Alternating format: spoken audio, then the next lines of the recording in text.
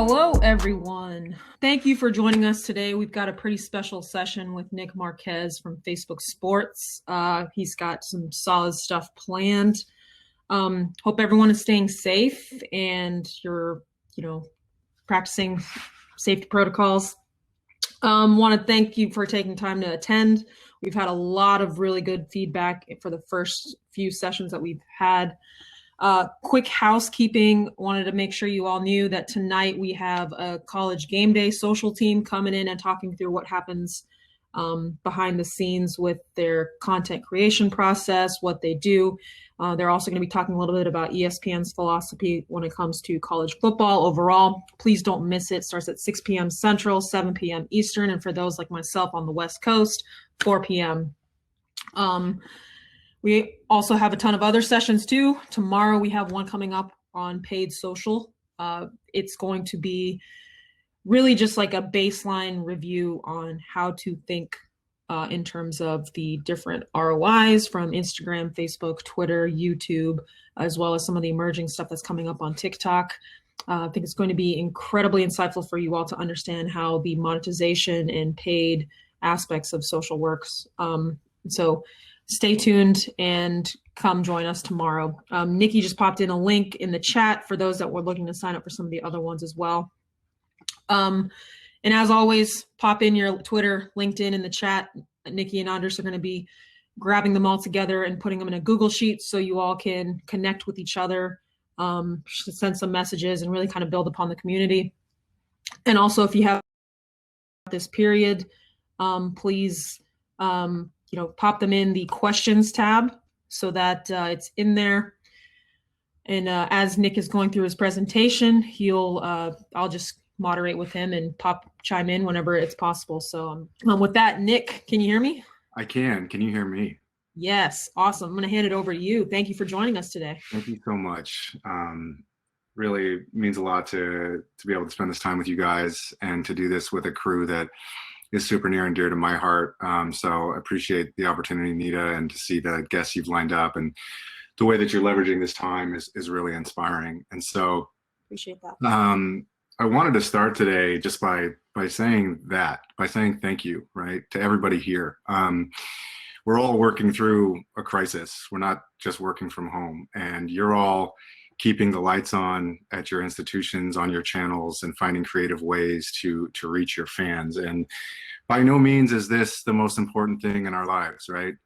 Whether that's your safety, your health, your job security, right? Like, we know that things are changing really, really rapidly. And so while I'll share a bunch of high level best practices and tools and, things that, resource heavy teams are probably doing right now, I fully understand, right, the constraints, the concerns, and what ultimately is most important, which is your safety, your health, and then your community. And so I wanted to start by saying that I will share a bunch of slides in true Facebook and Instagram fashion. We like to include a lot of examples, so hopefully they play. If not, we'll adjust.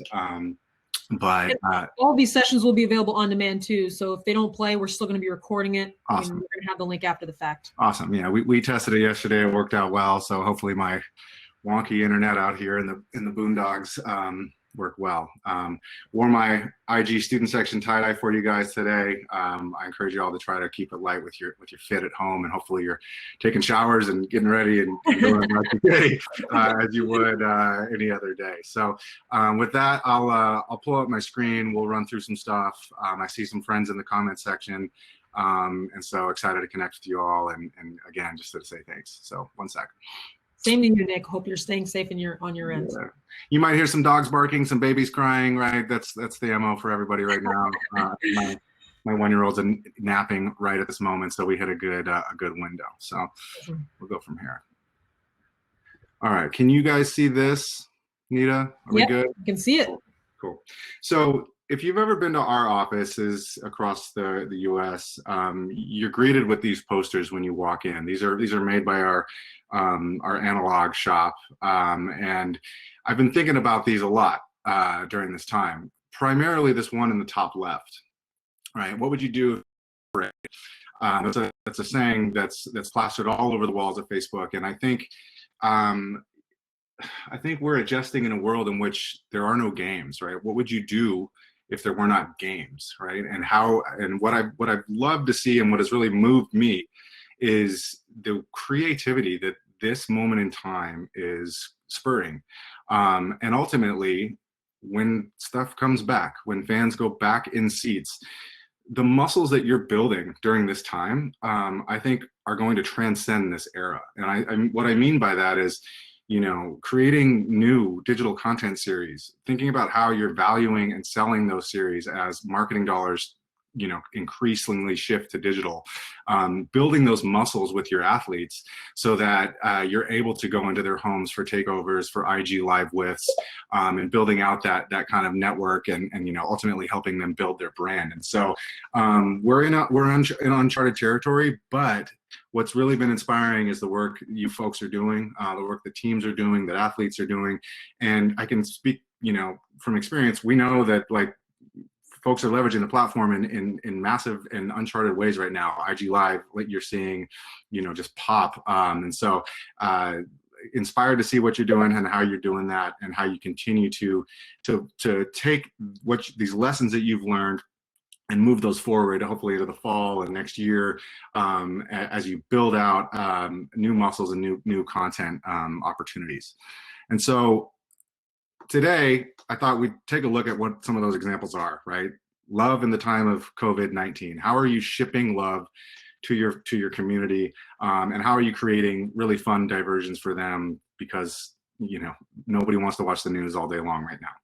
The second thing I wanted to talk a little bit about was IGTV and the Playmakers program, which we've launched this year with the college space. It's a program that's near and dear to my heart that we're going to continue to grow. The college has been just instrumental for us.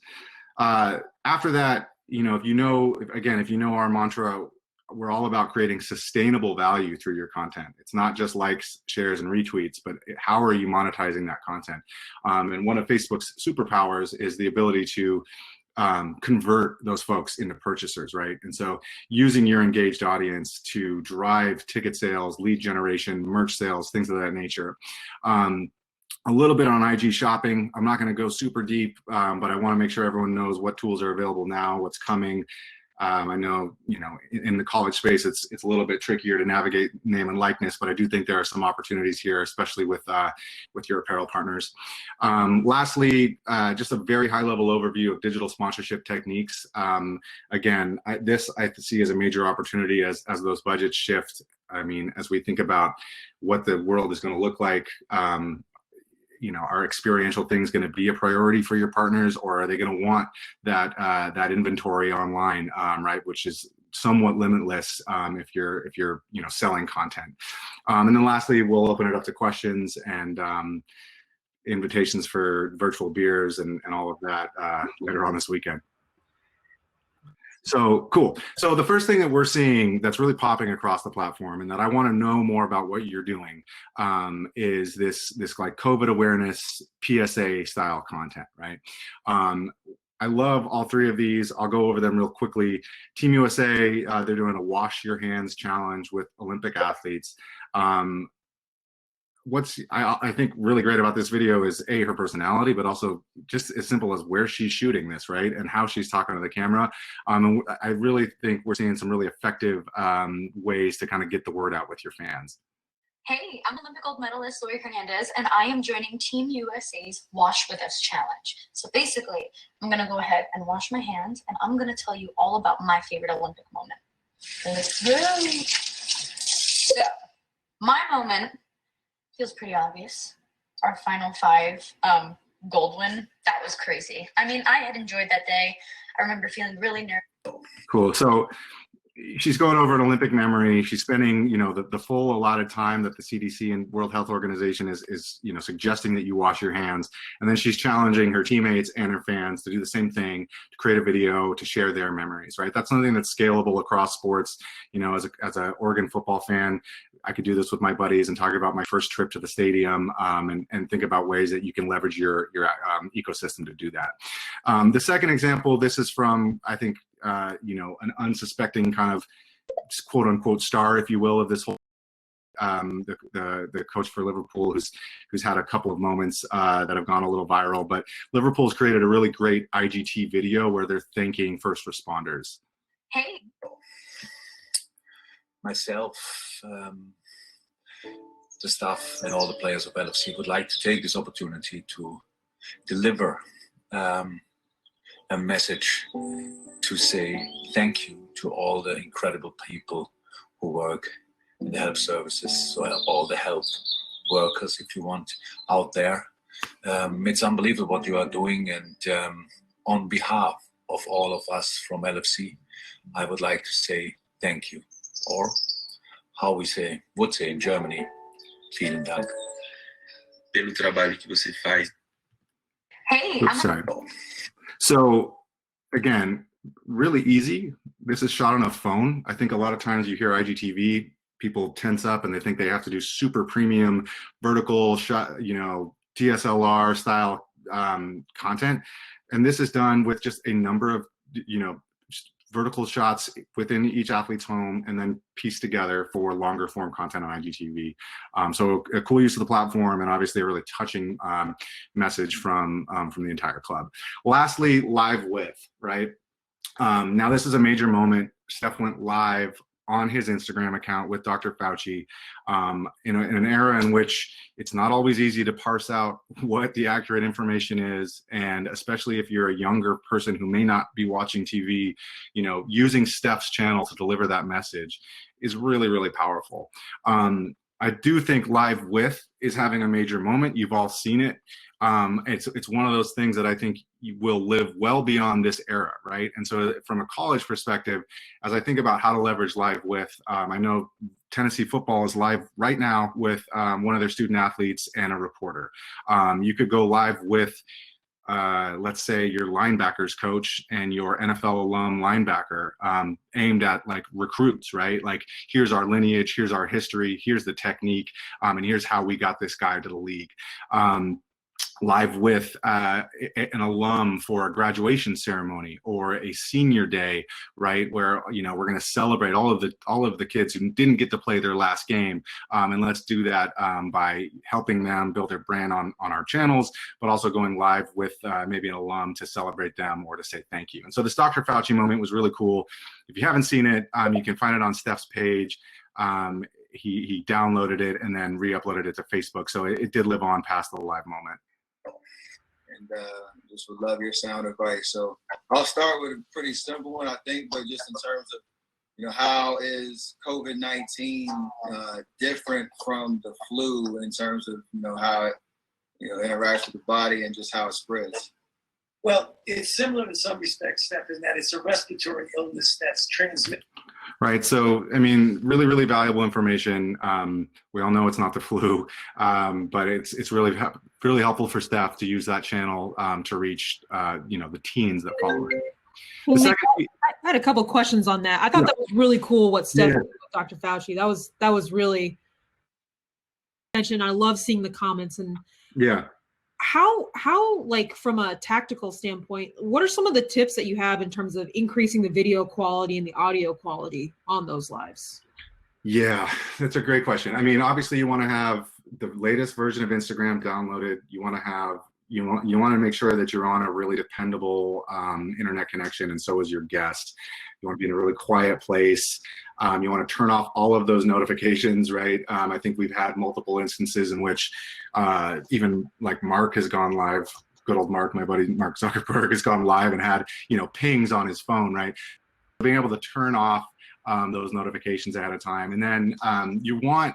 You're going to get a lot of requests for people to go live with you, right? If you have a large channel. And so you want that person maybe live ahead of time and to request that, or they want to be watching and then request to come into your interview and just make sure that you're able to track that, because it is a little hard to see the number of requests that come through there. And we're thinking about solutions there.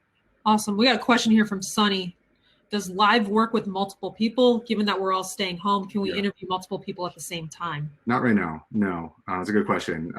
For right now, it's one-to-one. There's a DM product that just launched, right, where you can actually like look at content with a group of your friends, but that's more of a private nature. there's not really a way to port like a Zoom or something like that to IG right now. IG, there's no live API, and so it's right now there's not like a group chat. Gotcha. And then one last question. I've noticed that there's, with everyone being remote, there's been a pretty big uptick in terms of live. Have you seen this kind of become a more prominent feature in people's content strategies, or is it? Yeah. Yeah. Yeah. To the point where our flagship account, the @Instagram account, is now doing like a live kind of TV guide, right? So if you go to that account, you'll be able to like see a schedule of like what are the biggest lives coming up that day, and tune in. And so we're asking folks, if you have something scheduled, to let us know. Can we potentially help you elevate that? But yeah, at any given time when I open the app, I have, my whole tray is right now it's Sports Center is live with, right? Nate Robinson, right? What's that?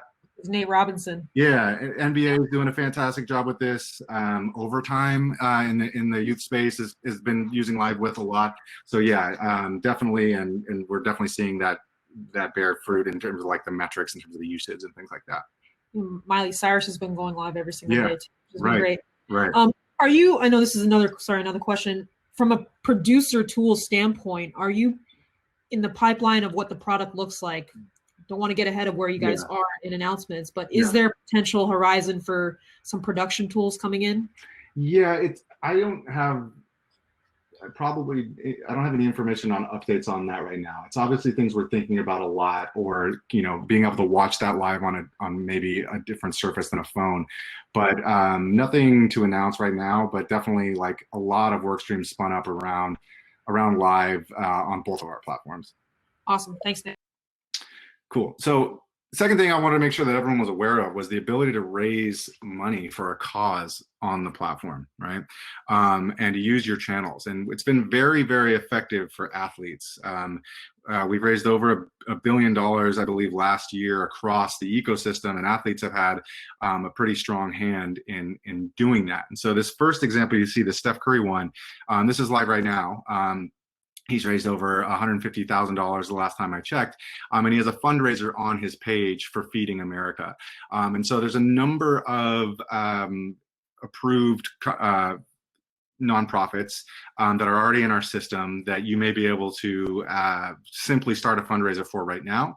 Or if there is a nonprofit that your team is very passionate about, your coach has a foundation, you want to do something special for something local, we can help you kind of get that 501c3 whitelisted and into the system.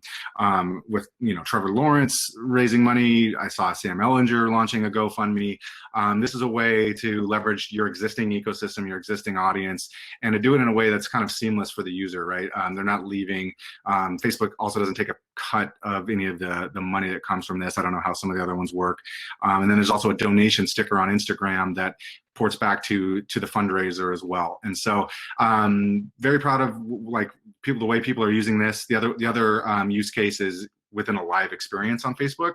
And so you could do some sort of telethon perhaps. A couple years ago at the Final Four, we streamed the Coaches versus Cancer game, and then did a live donation for the American Cancer Society. And so that experience does live on Facebook as well, where I can actually donate in the stream as I'm watching a live piece of content. All right. Stepping into like some of the more fun examples, and there's a lot. I know you guys are all probably familiar and seen them, and we're all active in the SMS sports community. I just want to call out a few that I thought were really effective in the last 2 weeks, and kind of what those themes are that we're seeing, right?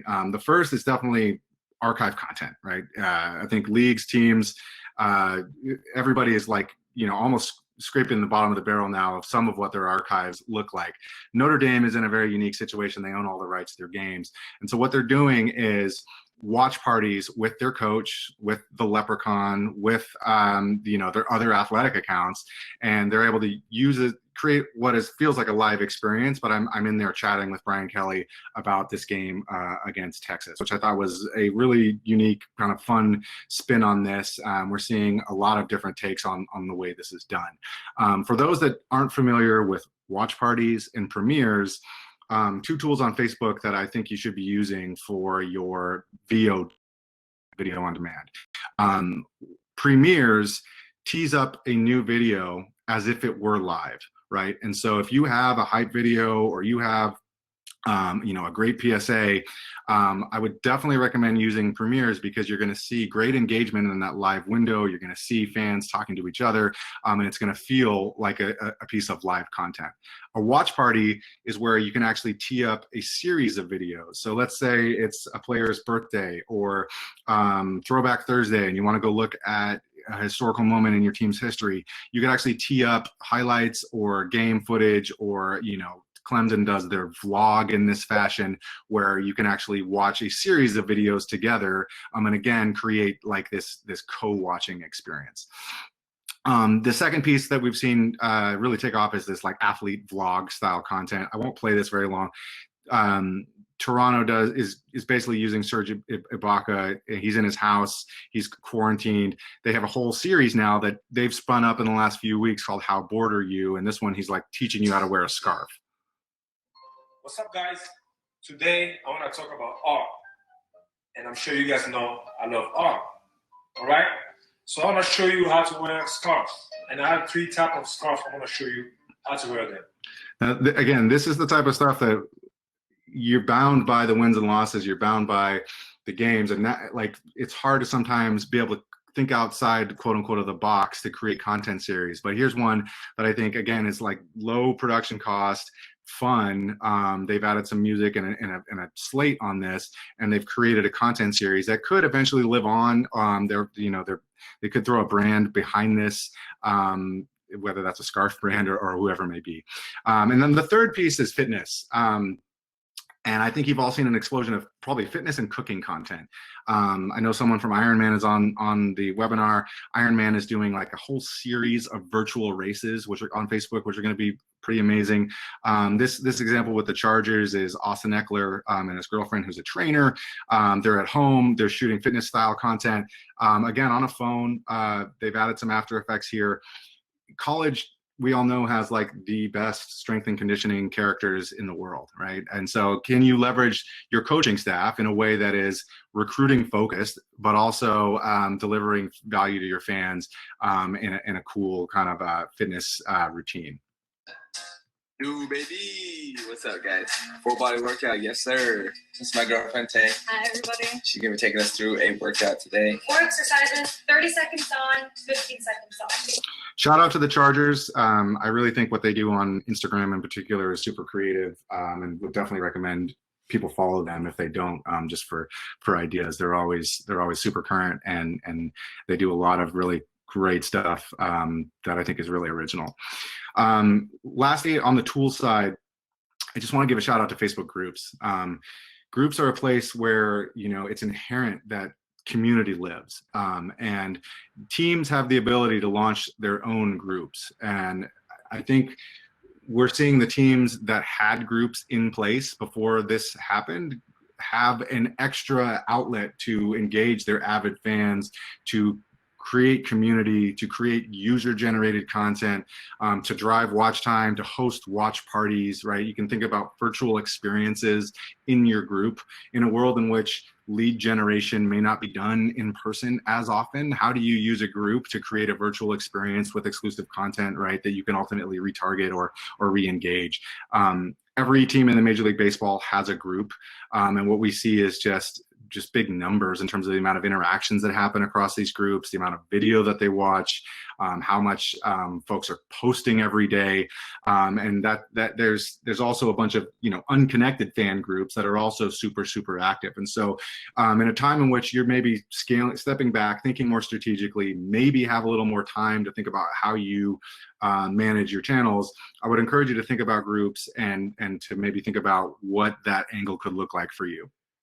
Hey, Nick. Yeah. So when I was at ESPN, we would always monitor how engagement rates were happening on posts and different features that you were unveiling. And we always had like a mentality of anytime Facebook is rolling out something new, whether it's for Instagram or Facebook, it's probably smart to like take advantage of that because it's a 100%. Huge engagement opportunity. And some of the feedback I've been receiving right now has been that the groups is really where you're seeing a lot of return on investment in terms of time spent. So Like I've seen the Fox Sports team, they've been spending a lot of time with the NFL communities and engaging them in that way. And they're pretty much reprioritizing their time to focus more on the community than they are on just continuing to program. Yeah. You hit it on the head. We have it, Wayne Gretzky said, skate to where the puck is going, not to where it has been. Right. Yeah.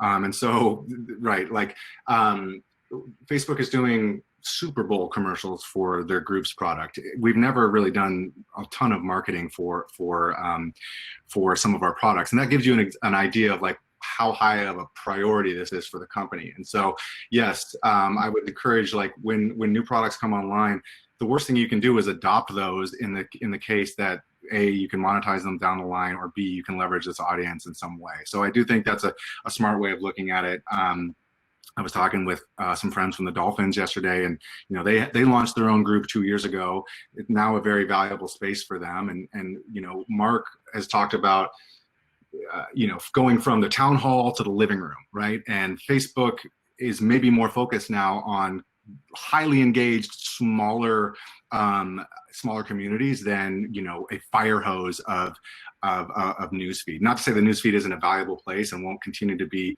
like the place for your distribution and your ad break and your sponsored activities, but this is a place for you to really cultivate an avid fan base and to maybe activate in ways you haven't done before. Awesome. Cool. All right, so let's talk a little bit about IGTV. We're about 2 years into the launch of this platform. Again, a place where it was a little bit tough road to hoe in the beginning from a distribution standpoint because it was hard to discover. And so now, with the invention of feed preview, the ability to pump that IGTV content into your feed, we've actually seen really great growth in terms of video views on IGTV in relation to content that lives within feed. And again, going back to that, that what I spoke about in terms of the misconception that it's always highly expensive or super premium. We wanted to launch this program called the IGTV Playmakers to kind of shine a light on the fact that this can be done by college students, and that you can create episodic content that really takes you behind the scenes of your program in a new way and in a vertical, like very intimate fashion. And so the Playmakers started this year with college football. We also focused on women's basketball. I'll share some examples here. But we asked 5 students to create episodic, vertical exclusive content on their IGTV channels. And in return, we'd take them to the CFP and to the Women's Final Four. Had it happened, I'd be there right now. Not bitter at all, to shoot episodic content in partnership with the CFP and the NCAA. And so I love what our Playmakers have been able to do. This is all stuff that was shot by current college students, ideated by them. In the case of some of our partners like Clemson, it's voiced over by students. There's music from students. And so the 3 pillars we think about IGTV content are consistency, originality, and personality. And so for consistency, I love this Gamecocks series. It's called Lock In, Lift Up, and Dream Big. There's 3 episodes based off of Dawn Staley's mantra. And the student Sam Bowen at South Carolina is a rising star, but she's created that consistent episodic content.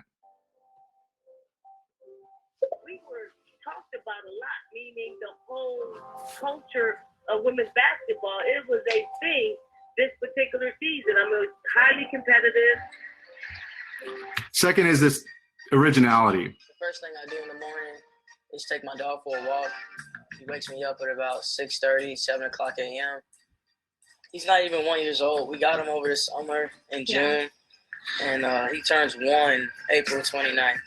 So Virginia Tech is taking a new spin on the tried and true day in the life series by leveraging IGTV to highlight a different student athlete. And they have their whole series is based on like, what is the life of our student athletes on and off the court? Again, this speaks to recruiting, it speaks to brand building, but it's also creating, putting a spin on a content series that's been done for a while in a new fashion that is fully immersive. Lastly, personality, right? If you guys follow the Ducks at all, you know they strength and conditioning coaches in the game. That's the greatest thing I've ever seen in my life. Spotty, what's up, mate? Hey, Coach Joe. So their whole series is called The Brotherhood. It's about the team behind the team at the Oregon football program. And their first episode was all about their strength and conditioning program because they have such characters and personality on that staff. We will be running this back, hopefully anyway, when college football comes around, as well as for women's basketball again, and looking to kind of showcase some of this content in different ways this summer. Hey, Nick, you know, seeing the creatives behind this content just like really blew my mind to see the shift in dynamics of what social media has done to just the talent pool in general. Like 5 years ago, you just needed to know basic Photoshop and basic editing in order to program a social account. And now the bar has been raised to another level. And I'm curious, like, have you seen that shift on your end as well? Like when you're talking to creatives that they're just at another level. Yeah, what blew my mind with the Playmakers is we brought 5 students to New Orleans to shoot content for the CFP, and yeah, what they knew and how they knew how to do that, how they worked together, having never met each other, and then to create three pieces of content for the CFP was pretty mind blowing. Now, I don't think it's fair to say everyone needs to be an expert. I don't know. It feels like, you know, you want to be strategic, you want to understand the paid side. Like there's that level, and then there's the kind of social producer role, which I think there's a boon and a need for social production. And it's not just cutting linear highlights or linear TV and putting that on social, but actually creating fully immersive social series. And that takes a skilled videographer and graphics and resources, we know.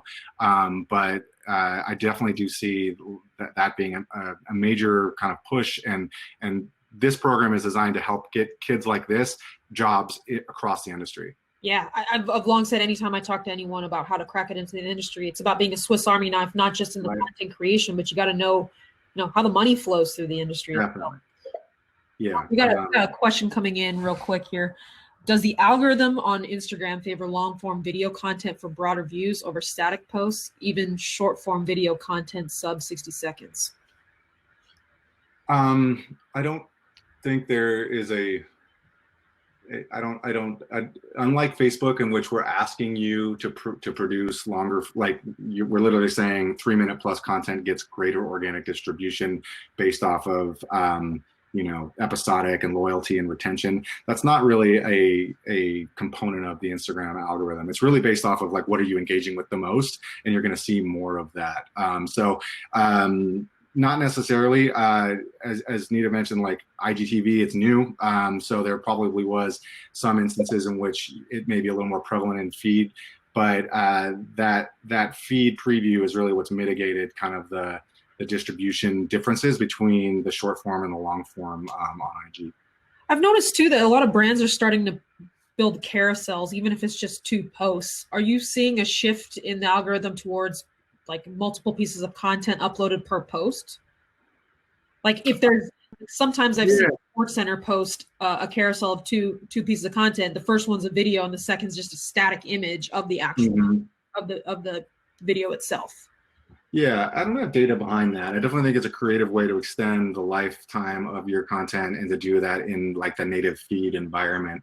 But yeah, I don't have a hard and fast one on that one. Like my thinking is because sometimes if you scroll past it and you don't engage with it the first time, the post will reappear, but the second piece of content second time. So I wonder if it's like a bit of a hack there. Yeah, that's interesting. I'd have to pay more attention to that. I think I've seen that now that you mention it. Like, did I scroll that or did that scroll? Yeah, that's interesting. I don't know. Stump the Schwab. Cool. All right, so IGTV, how do you promote it, right? It's not, and this is true across, I think, Facebook too, and social in general. It's not just post it and forget it. And I'm not saying you guys do that, but like there's ways to leverage all of the ecosystem that ladder back into one premium piece of video, all right? And so this is a creator.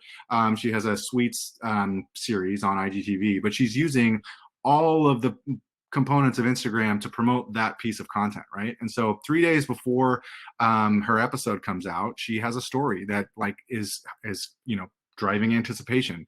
2 days before, she's using the countdown sticker so that folks can get reminded when this thing is going to actually happen. Then she's posting it once she posts on IGTV, she's using feed preview, posting that back into feed.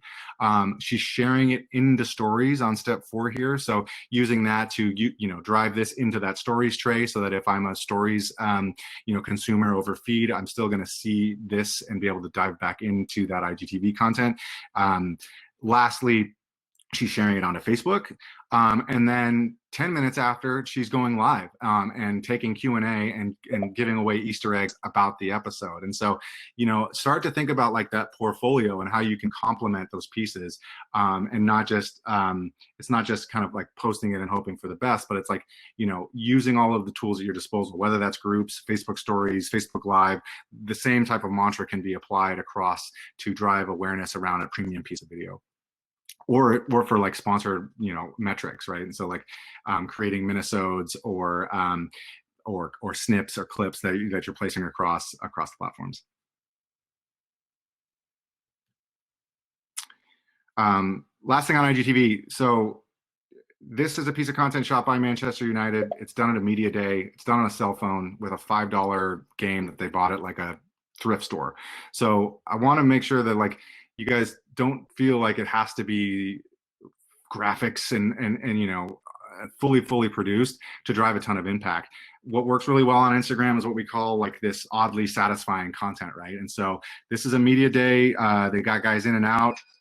They banked this content and then they release one a week. And it's done over 20 million video views.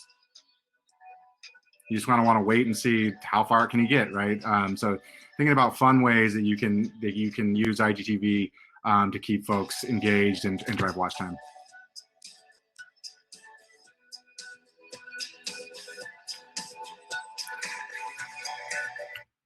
Cool. All right. Whoops. So moving into like, how do you've built that audience now, right? You've built that engaged audience. You have people watching, people commenting, leveraging those co-watching experiences. All of those likes, comments, shares, all of those pieces are what are vital components of what we call engager audiences. And so when you start to think about the paid social side, building out a custom audience of people who engage with your video, who watch your video, who engage with your page, that is one piece of your targeting mix that you can use to reach potential people to buy, like people who convert for tickets. And so it's about taking your engaged audience and building that engaged audience so that you can drive them down the funnel and serve them ads. But B, it's also about using the same type of content that works in feed, that works on your organic social channels as your ads. And these are 3 great examples. I'll play them in a second. It looks like they're all going to play at once. But the Clippers do a fantastic job of repurposing mixtape style content for their ads. They're adding an end card. They're adding a shop now. And they're targeting the right people at the right place at the right time. The 49ers, they gave a phone to a player coming off the field every game, shot this on a phone for, very, very low cost, and then added a swipe up to this on Instagram. You mentioned carousels. I think carousels can be super effective for ticketing as well. The Blazers have this really beautiful evergreen style content, right? That's not just about one team that they're playing, but you're actually able to kind of like pick and choose through this carousel what game you want to go to. Hey, Nathan, since you got the win on the road, let's get it. Everybody meet us at the crib for our first home game. Let's go.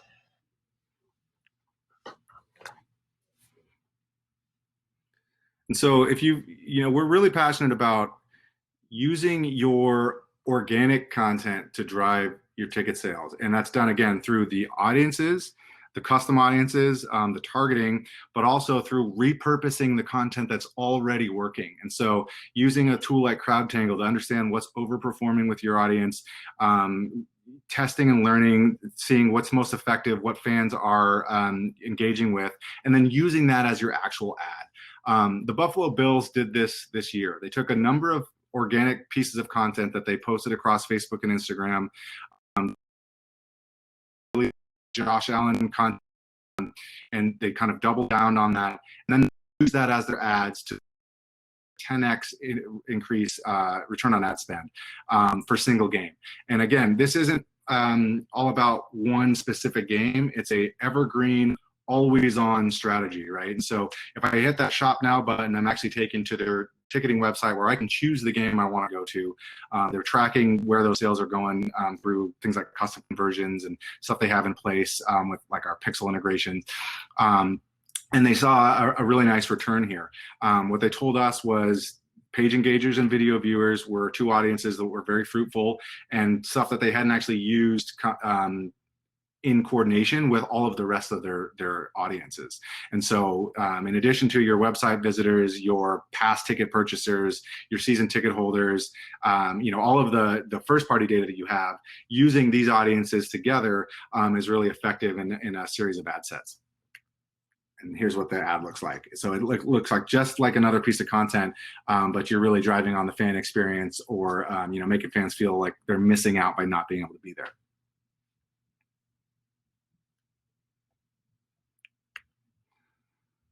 This is a pretty wordy slide, definitely one I can share later. There's some basic blocking and tackling that goes into executing this. It starts with ensuring that the pixel is placed across every component of your funnel, your ticketing site, and that you've got that integrated. Second is that piece about, we mentioned, developing your audience, right? So leveraging premium content, leaning into organic, overperforming content, building the bottom of the funnel through your groups. Next is creating those audiences. So I mentioned this, but merchandise buyers, previous ticket buyers, people who are engaging with your audience, look-alike audiences of those people. So show me all the people who live in Austin, Texas, that are 18 to 49, that haven't bought a ticket but look very much like the people who do buy our tickets, and build look-alike audiences off of those. And then lastly, launch those targeted campaigns. And we do think that focusing on this evergreen effort, in which it's not so much like a static graphic pointed at a single game, but more really great engaging video with simple calls to action, work really, really well. How we doing? We're good? We're good. I have a couple questions on that front. So I'm positive there's a lot of people that are on this webinar that probably don't have the budgets where bigger organizations do. For them to get buy-in for future campaigns, let's say you had a $500 budget to test, where would you advise them to experiment so that they can get further buy-in from their own departments to build out a much bigger, robust campaign? Like, give them that they should do this so you can show the data, and then bigger. Well, I think that's what it boils down to, is like, can you track the sales of a ticketing ad on a billboard or a radio, right? Like, ultimately, this is stuff that you can actually, like, you can track and see where this is going. And so I would say, start with a small budget, prove it out, and then see where that can go. But a lot of times that's how folks get started. We have a guy on our team, Danny Martinez, who came from the Miami Heat.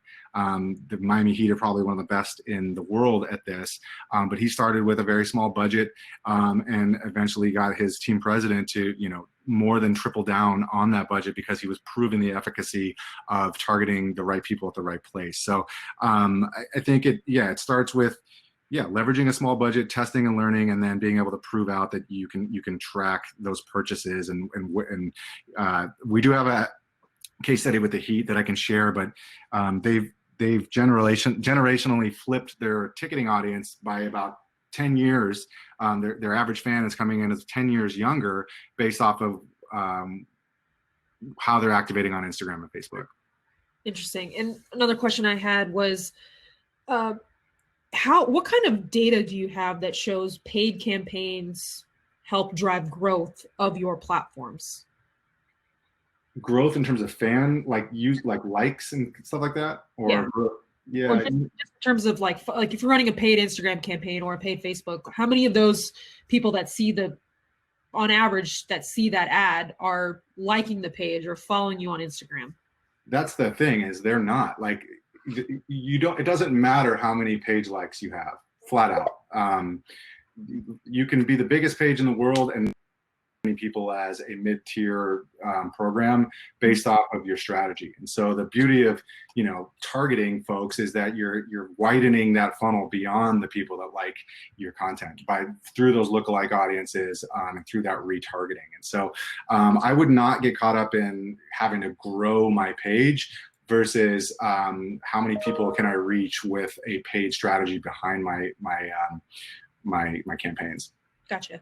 Question coming in: how big should an audience list look like to create an effective lookalike audience? Really good question. Not one I have off the top of my head, but I can definitely fast follow. I want to say 5,000 to 10,000 people, but don't quote me on that. Let me get back to you on that one.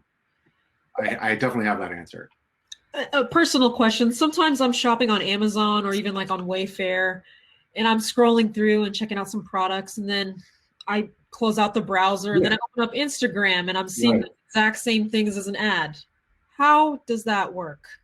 Yeah, I mean, a number of ways, but through pixel integration, right? So there's a pixel, that brand has a pixel placed on that site, or they know you're coming in there, and then they're retargeting you through dynamic ads on the platform. I believe but that's really like kind of the nuts and bolts of, I guess, social sales, right? Like you have multiple tabs open, you're clicking on certain things, there's a pixel on that site, and then they're able to retarget based off of where you're visiting. Is there anything that can apply using that strategy to the sports world? Yeah, I think I do think there's ways to retarget people based off of Google searches or, you know, where else they're looking. I know there's some teams that are thinking about that. I don't have maybe a playbook for that in place right now, but ultimately, like if your pixel is placed on, let's say, an abandoned cart portion of your website, you know, you've driven them all the way to maybe purchase a jersey on Instagram, and they don't. You now have that abandoned cart audience as a custom audience that you can retarget on Facebook. Does that make sense? Yeah, it does. Cool. Good segue into Instagram shopping. I won't spend a ton of time here, but I do want to make sure you guys know what are the tools available to you today. Knowing the name and likeness is obviously a major hurdle for the college space. We haven't seen a ton of colleges activated on Instagram. I know Alabama has an auxiliary account that they use called Bama Style. I think Florida is doing some interesting stuff here. I definitely think there's some solutions for, you know, jersey sales that don't use player likeness that folks could or should be thinking about. I see Tim Brogdon on the chat. You know, Adidas is a perfect example of, you know, how they could be creators in a sense for Adidas to sell some of those custom jerseys that they do. But some examples, right, is tagging these posts. You're connecting a product catalog to an existing post. It's not a salesy ad in any way, but I'm able to tag that post and I can go buy that jersey directly from that post. The second is video. Here's another example from Liverpool where, again, it's not an ad. It feels just like any other piece of content, but I've tagged those products and I'm able to create what we call a shoppable moment. The Clippers do a really fantastic job with this. When they signed Kawhi and Paul George, they had really great video ready to go that day. So they know that's going to be a huge day for potential jersey sales, but then how do they leverage their first class Instagram content in a way that's not an ad? There are stickers within IG stories as well that can drive back to specific products.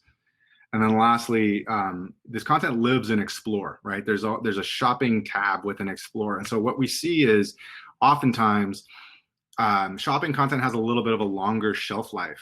We've had partners tell us, wow, our second biggest day of sales was like 14 days later. And I think part of that reason is why is because people are able to discover the shopping content within Explore, partly because there's just less shopping content out there, which is giving this content a little bit longer shelf life and more discoverability. And you see athletes like Julian Edelman in that top right example, launching their own apparel brands and using shopping really effectively. I loved what the NFL did with their draft caps last year. I think that was a solid play, and no doubt. And they were doing it in real time. Right. What kind of turnaround or to set these up is there? Like what time frame? Yeah, that's a good question. So you want to have, I mean, your product catalog connected. There's some basic, again, kind of blocking and tackling that goes in first in terms of like being approved for shopping, having your product catalog connected, and then it's really about just tagging those products. So that draft thing was pretty custom, right? We built out a room there. We knew what hats were going to go win, things like that. But once you get the back end kind of set up, the turnaround time is very quick, right? We have teams like the Niners and Chiefs, like the minute they clinched the Super Bowl berth, you're able to buy that hat. Another question I had for you is, in terms of the ecosphere of Instagram, who are some of the brands outside of sports that are really leveraging this in a way that could be inspirational for some of these? Yeah, gosh, that's a great question. And again, one I could easily go and like pull my team on, but I don't have those off the top of my head. I can get back to you, but I mean, obviously like the major apparel brands, definitely. I know, you know, I'm not a fan, but I think Barstool does a really effective job with their merch. Uninterrupted, if we're like still sticking in the sports world, has done some really effective stuff with some of their content over time. Outside of sports, obviously fashion and stuff is a major point of influence for Instagram in general. So I would say probably a lot of fashion brands are going to be really active here. Sorry, I don't have like a more thorough list on who exactly, but I could definitely get back to you on that. All good. Barstool's been very effective at creating merch as news is happening, and they've been able to tie it into current events. Yeah. Are there any services out there for colleges, for example, that don't have the internal resources to turn around merchandise? Are there vendors that people can work with to design and quickly fulfill? So they're just building out the design, building out the product, and fulfilling it? I know of one called Breaking Tea. Yeah. And I'm sure there's other out there, but Breaking Tea is one that I think you had Dan LaTaraka on. I'm pretty sure they were using those guys around some of those, you know, those viral moments that happened last year.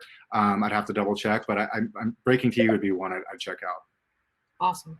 All right, shopping from creators. This is coming. It's not widely available, but there are brands that are on what we call checkout, which is like the second level of Instagram, which is it's a native checkout experience. And so Adidas Football US is on checkout. Juju's an Adidas athlete. Now he can use his channel to drive sales of his jersey for Adidas. And so this, I want to caveat that this isn't widely available, but as we think about, especially like those Adidas schools, is there a world in which, you know, as they do those really custom kind of drops, how do the schools become creators on behalf of Adidas so that you're able to showcase those jerseys, but also sell those jerseys?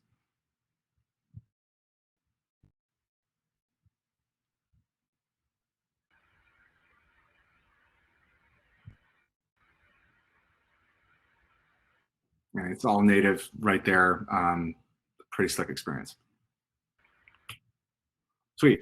All right, so I know we're running short on time. I'm going to go over the kind of sponsorship 30,000 foot view, and with the caveat that this component is probably could be more than just its own webinar. I know this is a massive opportunity, but also one that takes tons of coordination across multiple departments when it's done really well, and that we're all kind of building this airplane as we're flying. But we talk about the value in terms of digital sponsorships, why should folks be leveraging digital? One is unparalleled reach on our platforms, 700 million sports fans on Facebook, 300 million on Instagram, people-based targeting, right? Brands want to engage with your audience, right? And they know they can reach a certain demographic at a certain place at a certain time by using your channels, and also, by being associated with your brand. Machine learning, being able to test and learn over time what's working and adjust those budgets, and then being able to measure that through brand lifts and CrowdTangle and things like that. So I know there's a ton of challenges that exist in this ecosystem. One is the misalignment of goals, just the limited collaboration that does exist between teams and digital teams. We're constantly trying to help break down those silos, to bring those folks together at the ideation stage rather than the execution stage, so that content is valued and sold in a way that is driving sustainable value for the team. A lot of times it is undervalued because people sell on a post basis as opposed to selling this on a performance basis. There's definitely a lack of bandwidth, and I don't think digital teams are properly incentivized to create sponsored content at times. I know Learfield is spinning up a really great program around Social Plus and using creators to do this, but a lot of times, the digital teams lack bandwidth. They're not incentivized to do this, and these sponsorship activations, the best ones, require time. They're pretty custom, and that costs money. Next is unpredictable distribution, right? Facebook has definitely not made it easy over the last couple of years to fully guarantee what your organic distribution is, because we've changed newsfeed in the last couple of years, and it's a little bit of a guesswork, especially based off the performance of your team, right? And you can see drastic changes in your distribution across social year to year based off of who's on that team, how your team is performing. And then there are limited opportunities to measure branded content across multiple platforms. So what we really encourage you to do is to determine the content value of your organic content. And that takes some time. It's auditing all of the performance of all of your content series, what those are, and building out organic benchmarks and organic baselines based off of how those things are performing, whether that's by a CPM or CPV or whatever those KPIs are that your sales team is kind of anchoring themselves to. But we encourage performance-based models, and by that I mean we encourage you to think in a line around KPIs like video views or brand awareness, things of that nature. And we do that because you're encouraging posts that are in line already with your team's existing content strategy. You're helping ensure that strong content will deliver value to your sponsors, and then by building these performance benchmarks, you enable valuation models that scale, that are not necessarily tied to teams' wins and losses. And so at a really high level, this fictitious team, the Austin Capitals, let's say they have a branded content series with a partner that includes 6 posts over the course of 6 months, and you want to guarantee that partner 600,000 video views. You could take this formula, right? Posts times your KPI times your cost per KPI, and that's going to be what does it actually cost to reach those people that you've kind of built a benchmark around. But that also takes into account, your cost of production, how custom is this content, how much time did I spend on it, and what is it going to take for us to make our margin, right? And so you take 6 posts, let's by those 100,000 video views, the CPM is kind of an arbitrary number based off of those things I just mentioned, where you could theoretically go to market with this series for, let's say, $12,000. And so taking that a step further, like if you build out a media plan, in order to hit that organically, let's say this content reaches 3,000 to 5,000 people per post. The frequency is uncapped. You're targeting everyone across the globe. Some are engaging, some are not. We don't know what they're interested in. But we know that you can hit, and you've done this through testing, you can reach, let's say, 100,000 people with $500. In order to hit that contractual obligation, you want to put, let's say, $500 behind each post, right? In this case, you're targeting 18 to 49. They live in my state. They're interested in sports and travel. We're able to kind of like sell against the audience that we have. This $500 is incurred by the partner, and it's baked into that price, right? And so again, you're taking the cost of the boost, the cost of production, and that's really where you're building out kind of your rate card. I know you guys did a rate card one. I know you have a lot more on paid social coming. I'm sure I could learn a lot by jumping in more of these, and look forward to doing that. But here's like a very high level rate card, right? It's your CPV cost, right? We know that 6 episodes, $500 per episode is going to cost us $3,000. We also know that this content costs $1,000 to make based off of the amount of time our producers are working on it, how custom it is, and things like that. So our hard cost here is $4,000.